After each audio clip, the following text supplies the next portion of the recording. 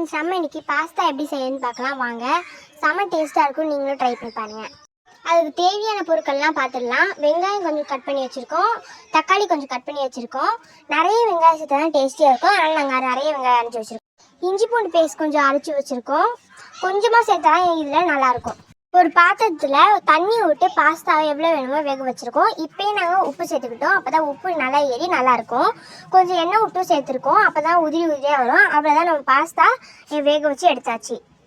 இப்போ ஒரு பாத்திரத்தில் எண்ணெய் விட்டு அதில் வெங்காயம் போட்டு நல்லா வதக்கி எடுத்துக்கலாம். ரொம்ப வதக்கிறாதீங்க, அப்புறம் நல்லா இருக்காது பாஸ்தாவுக்கு. கொஞ்சமாக ஒரு மீடியமாக வதக்கிக்கோங்க. இப்போ நம்ம இதில் அரைச்சி வச்சுருந்த இஞ்சி பூண்டு பேஸ்ட்டை நல்லா சேர்த்து கலந்து விட்டுக்கலாம். இப்போ நம்ம இதில் தக்காளி சேர்த்து நல்லா வதக்கி விட்டுக்கலாம்.